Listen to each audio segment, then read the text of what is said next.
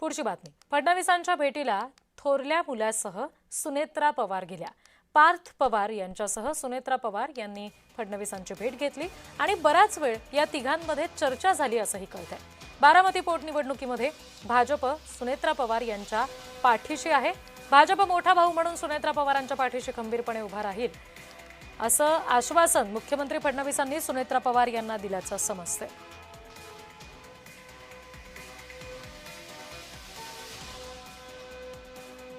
या सगळ्या संदर्भात आपण तपशील घेणार आहोत. प्रतिनिधी जय पवार आपल्याशी जोडले गेलेले आहेत त्यांच्याकडून. जय.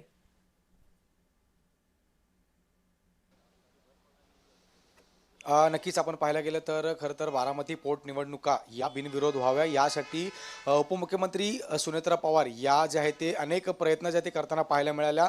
खरं म्हणजे काँग्रेसचे प्रदेशाध्यक्ष हर्षवर्धन सकपाळ यांना सुद्धा त्यांनी जे आहे ते फोन केल्याचं पाहायला मिळालं. त्याचसोबत उद्धव ठाकरे यांना सुद्धा जे आहे या संदर्भात जो आहे तो त्यांनी फोन केला होता. आणि यानंतर आपण पाहतोय की आज जे आहे ते सुनेत्रा पवार, त्याचसोबत प्रदेशाध्यक्ष सुनील तटकरे, त्याचसोबत पार्थ पवार या तिन्ही नेत्यांनी जे आहे ते मुख्यमंत्री देवेंद्र फडणवीस यांची वर्षा निवासस्थानी जे ते भेट घेतल्याचं पाहायला मिळालं. या भेटीत एकूणच त्यांची जे आहे ते चर्चा या संपूर्ण संदर्भात जे झालेली आहे आणि यामध्ये एकूणच भाजपने जे आहे ते मोठा भाऊ म्हणून सुनेत्रा पवार यांच्या पाठीशी खंबीरपणे उभे राहणार असल्याचं आश्वासन जे आहे ते सुनेत्रा पवार यांना दिलेलं आहे. त्यामुळे 2 ते 3 दिवस जे आहे ते या निवडणुकीचा जो फॉर्म आहे तो माघार घेण्याचे जो तारीख आहे ती येणार आहे. मात्र यामध्ये आता काँग्रेस जे आहे ते काय भूमिका घेते, त्याचसोबत महाविकास आघाडी म्हणून हे सुनेत्रा पवार यांना पाठिंबा देतात का, आणि त्याचसोबत आपण पाहिलं की महायुती सरकारमधील जे घटक पक्ष आहेत त्याचसोबत शिंदे असतील किंवा भाजप यांचा जो पाठिंबा आहे हा सुनेत्रा पवार यांना जे आहे तो थेट देण्यात आला. त्यामुळे महाविकास आघाडीच्या माध्यमातून जे आहे ते आकाश मोरे यांना उमेदवारी देण्यात आलेली आहे.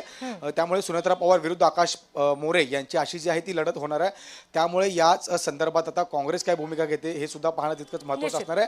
जे उमेदवारी अर्ज आकाश मोरे यांनी दिलेला आहे तो अर्ज मागे घेतात का हे सुद्धा पाहणं तितकंच महत्त्वाचं असणार आहे. अगदी. अजय, तुम्ही आमच्याशी असेच जोडलेले राहा.